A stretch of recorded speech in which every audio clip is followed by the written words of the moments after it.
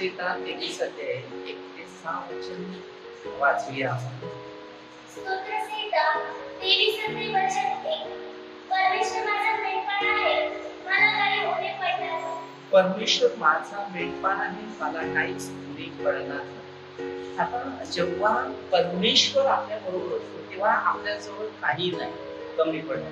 आता लोकांकडे अद्याप परमेश्वर नाही, म्हणून आजच्या दिवस आजची शेण वेळ आली अशी की लोकांना प्रभू येशू ख्रिस्त हे त्यांच्या जोडीला नव्हता, म्हणून आज लोकांकडे सगळी परिस्थिती कमजोरता, इथे तिथे जाणं, फिरणं, मौज मजा करणं, आयुष्याला सगळ्या परिस्थितीमध्ये माणसाला मुश्किलता आलेली आहे. कारण का, जे परमेश्वराचं जे शिकवण लोकांना दिलेलं होतं ते शिक्षण लोकांनी आत्मसात केलं. दावीद परमेश्वर बरोबर होता तेव्हा दावीदाने परमेश्वराच्या आज्ञेचं पालन कसं केलं तेव्हा दावीद स्वतः आत्मविश्वासाने सांगते, परमेश्वर माझा मेंढपाळ आहे, मला काही वचन 2. तो मला हिरवेगार वनात बसवितो. कसे ते मला हिरव्यागार कुरणामध्ये बसवितो. तो मला संत पाण्यावर ठेवतो. तुम्हाला संत पाण्यावर. तर विचार करा, पाण्याचा अर्थ वनसामध्ये संतोषच्या की प्रभू येशू ख्रिस्त जो आहे हा आपल्या प्रत्येकाला एक चांगल्या परिस्थितीमध्ये किंवा चांगल्या मार्गामध्ये नेण्यासाठी पूर्ण तयारीत असतो आणि तो आपल्या प्रत्येकाला काहीतरी त्याचं शिकवण किंवा त्याची गुण तो देत असतो. वचन 3. तो माझा जीव ताजा तवाना करीतो. तो माझा जीव ताजा तवाना करेल. विचार करा, जीवाला ताज करतो. त्या मनुष्याला ताजा कधी होतो? हल्ली पण एखादी मासळी बघायला गेलं तर म्हणजे बघतात ताजे दिवस. मनुष्य आहे, मनुष्य अस्वस्थ असतो तेव्हा तो पासा असतो, ताजा नसतो. आणि ताजा कधी असतो? तेव्हा त्याच्याजवळ परमेश्वर असतो. जेव्हा उत्साह असतो, त्याला आनंद मिळतो, तेव्हा त्याला शांती मिळते. लोकशास्त्र वाचण्याला शांती येते. बाकी जागतिक गोष्टी काही घेतल्या तर अशांती तयार होते. या पवित्र गोष्टीमध्ये इतका आनंद जो आहे तो दुसऱ्या कोणत्या गोष्टीमध्ये आनंद असतो. प्रभू येशू ख्रिस्ताने जो आनंद दिलेला येशू ख्रिस्ताचे जे शिष्य होते अस्वस्थ झाले, अस्वस्थ. आजचा काळ लोक अस्वस्थ आहेत. का अस्वस्थ आहे? भीती आहे, मरण, मृत्यू येईल. मृत्यू काय येईल? की मनुष्याच्या जीवनात पाप जे आहे हे पाप न करण्यामुळे भीतीचा आत्मा की माझं धन जाईल, माझं पैसा होईल, माझ्या मुलाबाळाचं काय होईल, हे सर्व गोष्टी त्यांच्या डोक्यामध्ये कार्य करतात. प्रत्येकाचा आत्मा देण्याचा परमेश्वराचाच वाटत आहे. तुम्ही साथ आहे 10-17 वचन हा परमेश्वराने आत्मा दिलेला आहे. तो नेण्याचा आपण धरतीवर फक्त प्रवासी लोक. आपला प्रवास इथपर्यंत आहे, तो प्रवास प्रभूच्या सुवार्थेसाठी पाहिजे, तेव्हा तो प्रवास शरीराला देणे. आता प्रभूची इच्छा आहे की माझा प्रचार तुम्ही इतर ठिकाणी करावा, इतर लोकांना सांगावं, त्यांना माझी सुवार्थ सांगावी. पण आजच्या काळात प्रत्येक मनुष्य सुवार्थ कोणाची सांगतो? एखादा फोन करते, त्याला विचारते कसे आहेत, बरे, हा मुलं काय करतात, मग त्यांना फक्त दैहिक गोष्टीमध्ये आहेत ना ते शिक्षण फक्त त्यांना दिलं जातं. दैहिक गोष्टी विषयी, दैहिक गोष्टी म्हणजे देवाविरुद्ध आहे, आत्मिक गोष्टी देवाबरोबर आहे. लोक 7-15 पासून वाचलं तरी 5-17 पासून वाचलं तुम्हाला दैहिक गोष्टीविषयीची माहिती नाही, हे आपण चार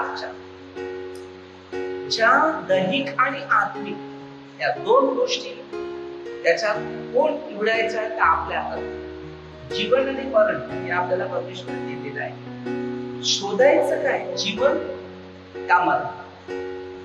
तर तेव्हाचा अतिशय वचन, चिन्हाची भाकर आणि शारीरिक भाकर मध्ये 6 आकर, रोजची भाकर आज आम्हाला दे. आता रोजची भाकर आज आम्हाला दे म्हणजे सकाळ, चहा, दुपारचं जेवण, संध्याकाळचं. हालेलुया. या सकाळची भाकर, संध्याकाळची भाकर याच्याकडे वळतात आणि ही भाकर घेऊन माणसं तृप्त होतात. पण आत्मिक भाकर जी आहे, जीवनाची भाकर म्हणजे माझे गुण, माझा स्वभाव, मला परमेश्वर दिलेल्या आज्ञा, मला परमेश्वर दिलेली सुवार्ता ही लोकांपर्यंत पोहोचवण्यास सांगितले की प्रभू जसा पवित्र आहे तसा आपल्याला पवित्र बनायला सांगितले. प्रभू आत्मेने लीन आणि दीन आणि नम्रच आहे तसं आपल्याला हे शिक्षण घ्यायचं. तेव्हा शिकायला गेले, परंतु लोक जे शिक्षण घ्यायचे होते ते शिक्षण त्यांनी सोडलं. आता हे पवित्र शास्त्र आहे, त्याच्या सुंदर शास्त्राचं जे शिकवण आहे इतकं सुंदर आहे की मनुष्याच्या आत्म्याचा आणि शरीराचा या दोघांना शक्ती दिली. प्रभू येशू आत्म्याने पण आला आणि शरीराने पण आला. त्याने आत्म्यात परमेश्वर ठेवला. पाऊल होता त्याची नवदेमध्ये वाचलं तुम्हाला कळेल. यामध्ये स्वतः समजून होता मी हिंदी आहे, मी यहुदी आहे, मी सर्वात श्रेष्ठ आहे, अधिकारी, मी खूप शिकलेला आहे, मी हुशार आहे, मी ज्ञानी आहे, माझ्या हातात अधिकार आहे. जो त्याच्या मर्जीने जो करायचा आणि तुरुंगात लोकांना टाकायचा, छळायचा, त्रास द्यायचा, मारायचा, देवाचे शब्द कोणी सांगू. एक दिवस अशी परिस्थिती झाली, त्याचा मीपणा काय होता, गर्व, काय होता या स्वतःला ते समजलं. तेज प्रकाश त्याच्यावर आला. योहान 8:12 शिवला मी जगाचा प्रकाश. जगाचा प्रकाश काय साधा असेल तर घरात एक पेटला एवढंसं लाईट हा आहे, हा प्रकाश नाही, तो अख्ख्या जगाला दिलेला प्रकाश. आता जर आपण बघितलं या प्रकाशात भारत देशात अंधकार आहे, अमेरिकेला बघितलं तर तो देश प्रकाशित आहे. फरक काय आहे? पण जगाचा प्रकाश आहे. अंधारात असला तरी तो प्रकाशित आहे आणि प्रकाशात असला तरी प्रकाशित. तर लोकांना काय शिकायचं ते शिक्षण त्या खोलाद्वारे डायरेक्ट त्याच्या प्रकाश वाटत खाली वाटत पुढे साक्षात जागेत ठीक आहे. पडल्या बरोबर आपोआप आवाज दिला, प्रभू मी कोण आहे? वचन दिलं, ज्याचा शरीर मी आहे. त्याला काय वाटतं माझ्याचकडे सगळा अधिकार आहे, मीच करा काय करेल ते खरं.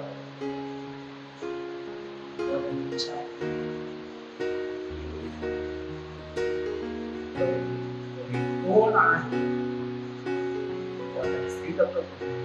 ज्याचा शरीर मी आहे.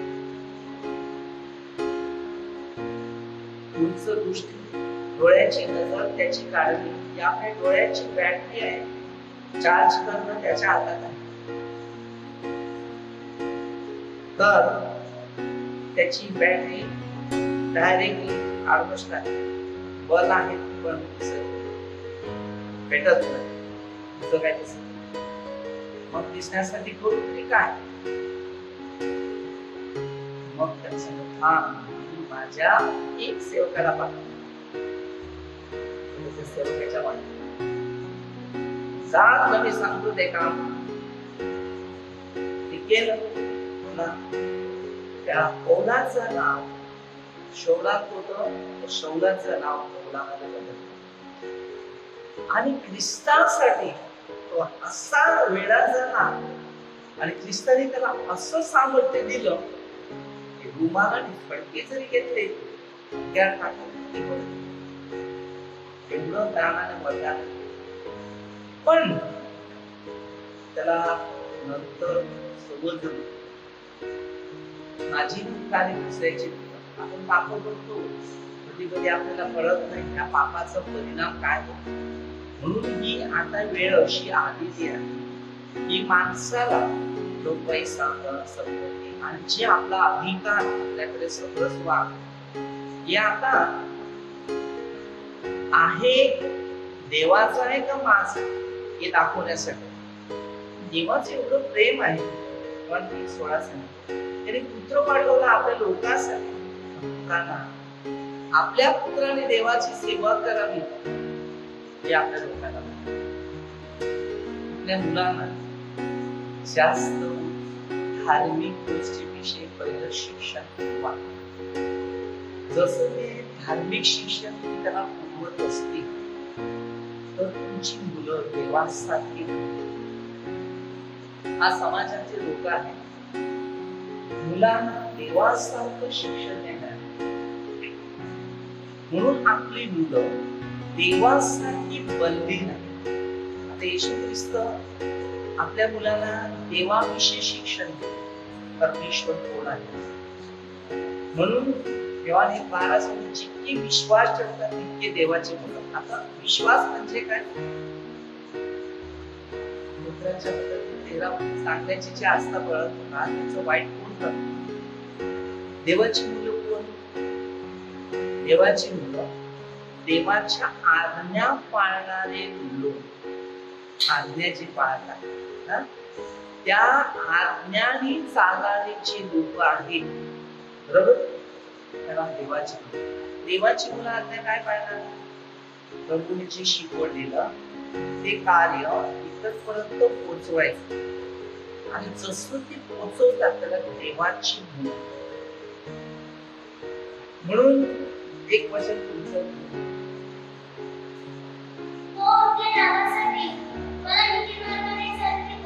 काय सांगतो? तो आपल्या नावासाठी नीती मार्गाने चालतो. आता आम्हाला काय करतात? आमच्याद्वारे म्हणजे पास करण्याचं कसं की देवाचं नाव आपल्याद्वारे झालं पाहिजे. म्हणून तरी त्याचं नावासाठी मला नीती मार्गाने चालू. आता आपल्याला पापामध्ये चालवलं तर वाईट गोष्टी. तुम्हाला माहिती वाईट कर्म करणारा कोण असतो? पहिल्यापासून नाटक होतं. आपल्याला त्याचं नाव नाही घ्यायचं, आपल्याला फक्त येशूचंच नाव घ्यायचं आणि त्या नावात म्हणून प्रभूचं जर नाव घ्यायचं असेल त्याने काय सांगितलं? त्याच्या नावासाठी नीती मार्गाने चालवा. म्हणजे आता आम्हाला तुम्हाला जर बघायचं असेल तर परमेश्वराच्या नावासाठी जर जायचं असेल तर आपल्याला नीती मार्गाने चालावं लागेल. आपल्या खोटं बोलायची सवय असेल सोडावं लागेल, चोरी करायची सवय सोडावं लागेल, कमाई करायची सवय, टीका करायची सवय, वाईट कर्म करायची. काही जे देवाला आवडत नाही ना, सगळ्यात महत्त्वाचं जे काय आवडत नाही ना ते करायला लागायचं, सोडून द्यायचं. चांगलं काही करायचंय ते करायला सुरुवात करायची. त्याला 5:17 आपल्याला दिलेलं आहे 21 पर्यंत. आणि संत पौलाने त्या गोष्टी 22 आणि 23 मध्ये दिलेले आहे. त्यांनी फळं दिलेत आपले स्वतःचा स्वभाव का आहे किंवा गणितरस पहिल्या पत्रामध्ये 12-7 पासून देवाची दानं मला कशी मिळाली पाहिजे. त्यानंतर एशिया 11 पासून वाचलं तुम्हाला त्याच्यात समजेल.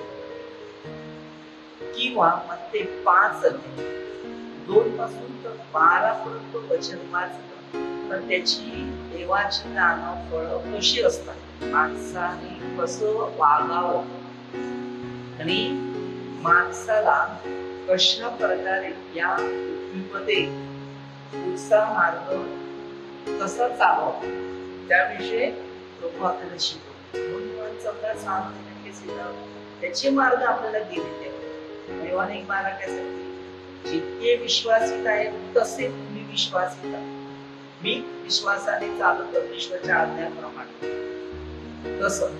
म्हणून चौदा एक तुमच्या अंतःकरून अस्वस्थ होऊ नये, मी देवावर विश्वास ठेवा आणि माझ्यावर विश्वास ठेवा.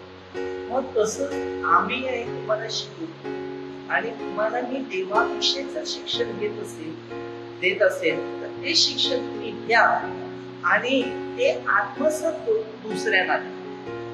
तर मार्क 16 ते 15 पासून सांगितलेलं आहे. बप्तिस्मा, पवित्र आत्म्याचा बप्तिस्मा. योहानाने बप्तिस्मा द्यायला लागला तेव्हा येशू ख्रिस्ताच्या बाबतीत त्याने काय सांगितलं, मी तर पाण्याने तुमचा बप्तिस्मा करतो, तो आहे तो पवित्र आत्म्याने तुमचा बप्तिस्मा.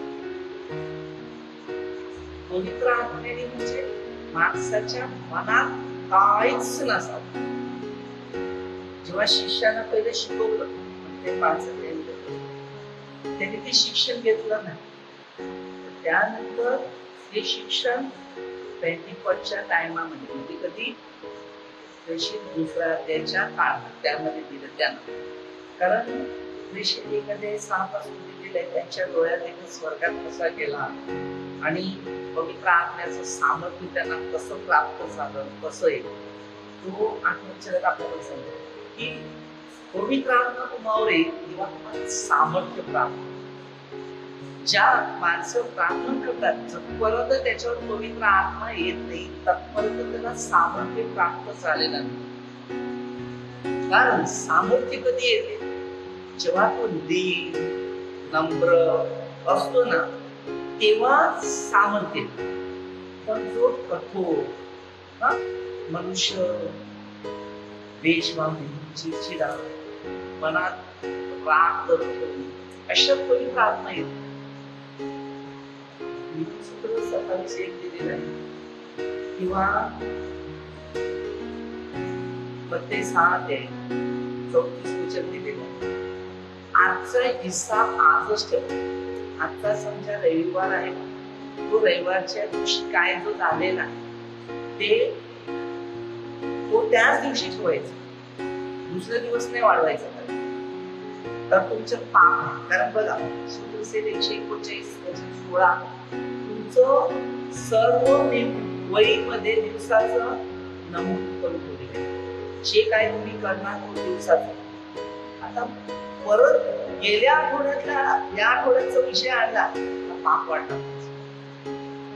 तर मग ते 12:36 मध्ये दिलं शेवटला प्रत्येक शब्दाचा हिसाब.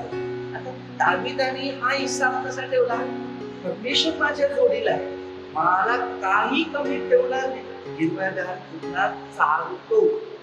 म्हणजे आता जर तुम्ही विचार करा आपल्याकडे सर्वस्व खायला प्यायला आहे, कसली चिंता आहे.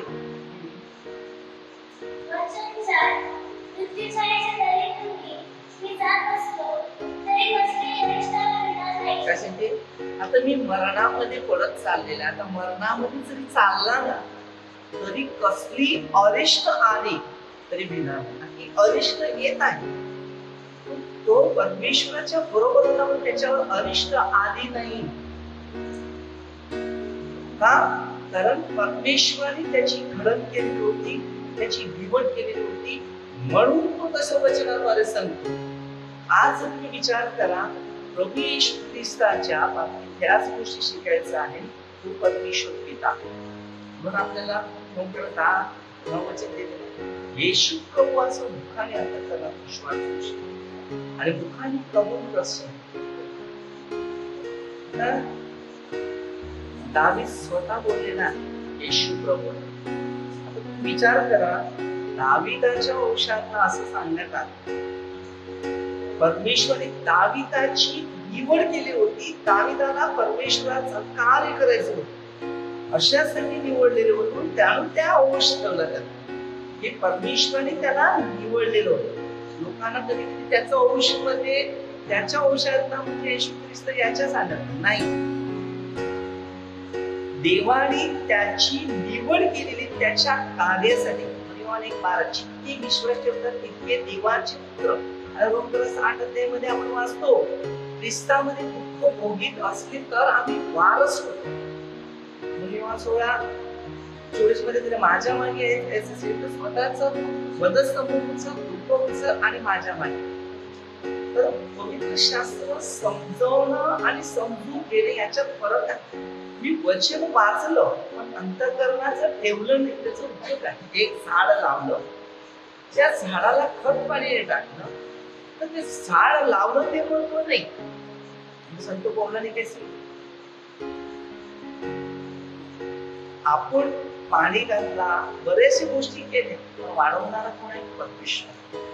म्हणून 15 अध्यायामध्ये त्याने झाडाचा अर्थ दिले माझ्या फळ न देणारा फाटा काढला.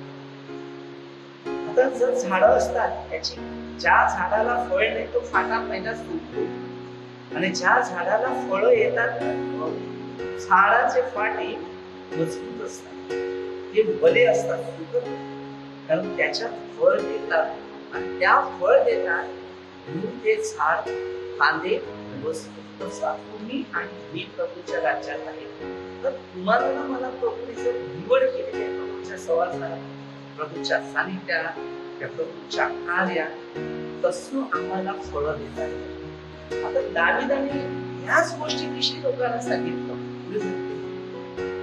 कारण तू माझ्या बरोबर आहे. काय सांगते? कारण तू माझ्या बरोबर आहे. आता देव आपल्या बरोबर आहे तर भीती येणार नाही.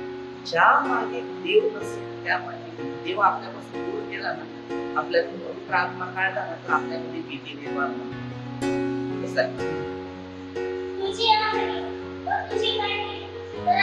काय सांगते? तुझी आकडी आणि तुझी काठी आहे ती मला धीर देते. तुझी आकडी काय होते काठी काय होते विचार करा.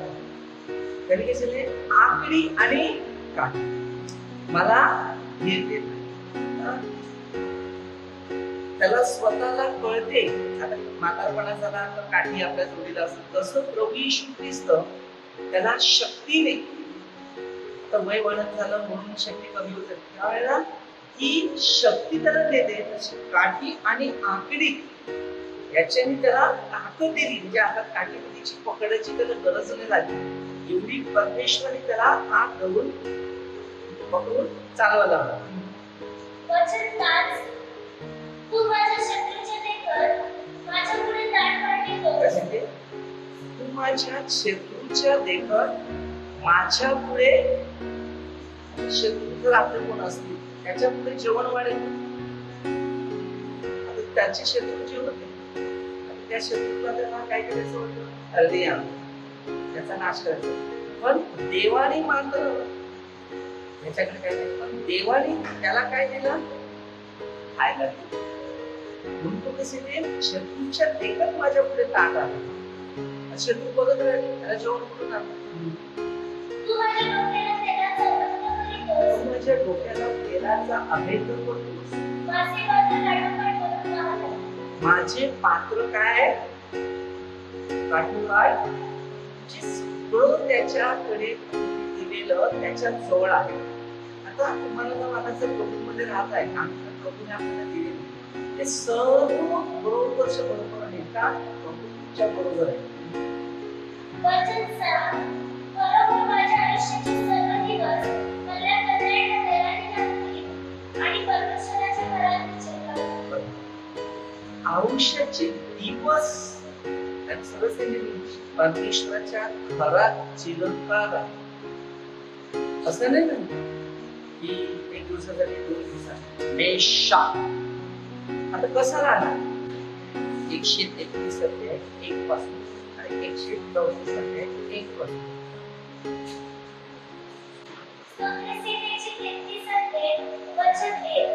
पहा बंधुने ऐक्याने एकत्र राहणे किती चांगले व मनोरम बंधूने ऐक्याने एकत्र राहणे आहे का नाही किती चांगलं आणि म्हणून आता आपल्यामध्ये जर बघितलं ना, मनुष्य मन एकदम तयार ठेवत नाही की मी प्रभू जोडीलाच राहणार. प्रभूने मला ऐक्य राहण्यास सांगितलेलं आहे, मनात राग नाही, द्वेष नाही, ते केलं पाहिजे. मला ते घेतलं तर मला प्रभूचा आशीर्वाद. वचन 2, ते मस्तकावर ओढलेल्या अवमानाच्या दाढीमधून भरलेल्या त्याच्या वस्त्राच्या काठापर्यंत ओघळलेल्या बहुमूल्य तेलासारखे आहे. आज परमेश्वराचं वचन आपल्याला सांगते, मग त्या तेलासारखं आहे. डोक्यावर टाकलं तर दाढीपर्यंत करतो. विचार करा, परमेश्वराची ज्या गोष्टी ज्या लोकांसाठी मिळाले त्याला कशा प्रकारे दाढीला पण तेल लावायला नाही लागलं, डोक्यात टाकलं ते दाढीपर्यंत. कसं प्रभूचं राज्य आहे. जर इथपर्यंतची सुवार्थ आपल्याला मिळाली, इथून सुवार्थ जग प्रसिद्ध पर्यंत झाली पाहिजे, तर तेव्हा देवाचा खरा आशीर्वाद देवाच्या वचन 3, सियोन डोंगरावर उतरणाऱ्या कार्मेल पर्वताच्या बलिदानासाठी जे आहे, परमेश्वराने आशीर्वाद म्हणजे अनंतकालीन जीवन देण्याचे ठरविले आहे. परमेश्वराने आशीर्वाद जो दिलाय अनंत काळापर्यंत, शेवटपर्यंत. एकदा आपण प्रार्थनेचे जीवन जगतो, जो आशीर्वाद आपल्याला मिळालेला आहे तो शेवटपर्यंत आहे, एका दिवसासाठी नाही. आपण कधी कधी आशीर्वाद घेतो तर 10 वेळा आशीर्वाद करतो. परमेश्वराचा आशीर्वाद एकदाच आहे. आज अनेक प्रार्थनेला येतात आणि लोक प्रार्थना करतात, डोक्यावर हात ठेवून प्रार्थना करतात. तर तुम्हाला जर आशीर्वाद मिळाला तर विश्वास असा करून ठेवा की हा आशीर्वाद मला सांभाळा. तुमच्यात पाप आहेत म्हणून मला वारंवार आशीर्वाद मिळतात किंवा आशीर्वाद घेत असतात. अनेक लोक डोक्यावर हात ठेवायला प्रार्थना करतात, मला आशीर्वाद. मी नेहमी लोकांना एक सांगतो की आशीर्वाद देणारा परमेश्वर आहे. मला एकदा अभिषेक केलेला आहे, आशीर्वाद झालेला आहे. तुमच्या चुका आहेत त्या दुरुस्ती करा, आशीर्वाद तुमच्या मध्ये. पवित्र शास्त्रामध्ये आशीर्वाद परमेश्वरापासून येतो आणि शिष्याला अधिकार दिलेला आहे ज्या दुखण्यावर हात ठेवतील ते बरे. पण बरे झाले तर पापात जातात, पण आजारी होतात. बायबलमध्ये त्यांनी एकदा बरे केले, पहिल्यापेक्षा 7-8 ने परत येतात पाप केल्यावर. मग त्या टायमाला बरे होण्याचं नाही. एकदा माणूस अभिषेक झाला आणि प्रार्थनेमध्ये तो बरा झाला आणि तो सुवार्तेच्या घोषणासाठी तो तयार झाला. आता मध्ये 9 अध्यायामध्ये जेव्हा बघितलं किंवा बरा झाला, तो त्याच्या येशू प्रभूच्या मागे यायला लागला. त्याने सांगितलं नाही, घरी जा, कसा बरा झाला त्या गावापर्यंत सुवार्ता पोहोचला. मध्ये 9 अध्यायामध्ये खाटलं घेतल्यानंतर जा मार्ग दुसऱ्यात खाट घरी दाखवून कसा बरा झाला, कोणी बरं केलं. जे घरातली व्यक्ती जरपर्यंत आपल्याशी व्यवस्थित नाही तर ती व्यवस्थित होण्यासाठी प्रभूने जो आत्मा दिला त्या आत्म्याने त्याला परत केलं. ज्या वेळेला त्याच्याकडे तो आत्मा प्रभूचा नव्हता त्यामुळे तो आजारी होता. 5 अध्यायामध्ये जर तुम्ही बघितली त्या माणसाची पण परिस्थिती तशी होती. मग त्याने विचारलं, माझ्या घरात माणूस माझ्याजवळ कोण नाही त्या काळात राहिला. प्रभू येशू ख्रिस्त हमेशा आपल्या अंतःकरणात उतरायला तयार आहे. हे लोक तळ्यात विश्वासात बरे होत होते, त्यांची माणसं घेऊन त्या पाण्याद्वारे. पण हा पाणी योहान 7 पवित्र शब्द 4:9 वचन वाचलं तर बघा, येशूने पाणी म्हणजे शब्द दिला आणि शब्दाने त्याला सांगितलं तुला बरे होण्याची इच्छा आहे का. येशूने शब्द दिला तर त्या शब्दाने त्याला बरं केलं. पण पुढे पाप करू नको करशील तर आता याला तर ऐकण्याची शब्द आपल्याला प्रभू हा संधी देतो की पुन्हा पाप झालं पाहिजे. म्हणून प्रभूने दाविदाच्या द्वारे जे सांगितलं ते वचन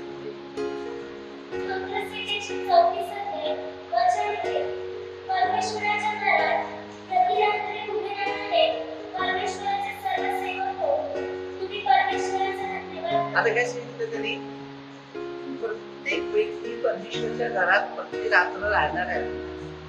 मग आपल्या मुखातून देवाची स्तुती झालीच पाहिजे. प्रत्येक दिवस आणि रात्र जर आपण प्रभूच्या मंदिरात राहत आहे तर आपल्या म्हणून देवाचे गौरव स्तुती झाली पाहिजे. बाहेरचा विषय कानात मनात शिरला नाही फायदा नाही. म्हणून त्याने काय सांगितले, प्रति रात्र देवाच्या मंदिरात राहणारे त्याची स्तुती करा. मग वचन 2 पवित्र स्थळाकडे वळून आपले बाहू उभारा. असे की पवित्र स्थान जिकडे आहे त्या ठिकाणी काय करा, ते उभा राहा आणि परमेश्वराचा धन्यवाद करा. परमेश्वराचा धन्यवाद करा. वचन 3 आकाश व पृथ्वीचा निर्माण करता परमेश्वर सुवाने तुला आशीर्वाद देतो. जो आकाश बनवलं, ज्याने पृथ्वी बनवली, तो परमेश्वर तुला आशीर्वाद देतो. दगडाची मूर्ती, प्लास्टिकची मूर्ती, मातीची मूर्ती आशीर्वाद नाही. लोक जातात त्याला समजतात. जे मानवाची निर्मिती तो आशीर्वाद नाही, पण परमेश्वरची निर्मिती त्याच्यातून आशीर्वाद आहे. आता जर तुमच्या आतमध्ये परमेश्वराचा जर आत्मा आहे आणि तुम्ही परमेश्वराच्या नावाने मध्यस्थी केली, परमेश्वर विसर्जनाचा पुरुषाच्या बलिदानाद्वारे चक्र मध्यस्थीला शरीराद्वारे आत्म्याद्वारे उठला आणि दुःखाला देखील सर्व आपले जीवन काय होतं, तुमच्यासाठी मला मरावं लागलं आणि मी तिसऱ्या दिवशी उठला, पुन्हा स्वर्गात चालला, तुमच्यासाठी लागा करायला चालला, जसा गेलाय तसा येईल. मग परत प्रभू येशूने आपल्याला जे शिकवले किंवा 14 म्हणजे जागा दिली, जागा तयार करायची. मग जेव्हा 6 की त्यांच्या डोळ्यात प्रभू गेलं, प्रभू येणार आहे, त्याच्यासाठी तयारी व्हायची आहे आणि त्याचा मार्ग आपल्याला घ्यायचा. कारण प्रभू येशूवर श्रद्धा ठेवणं आणि त्यांनी जो आशीर्वाद दिलाय तो कायमचा आहे. पाप वळल्यानंतर आशीर्वाद कमी. आशीर्वाद दिल्यानंतर मनुष्याने ज्याने आत्मसात केलं असेल तर त्याच्यात तो आशीर्वाद राहतो आणि त्या आशीर्वादाद्वारे युगाच्या अंतापर्यंत परमेश्वर पण त्याच्या बरोबर राहतो. पण पाप करतो तेव्हा प्रभू येशू आपल्यातून निघून जातो आणि आपल्या स्वतःला मग आजार समस्या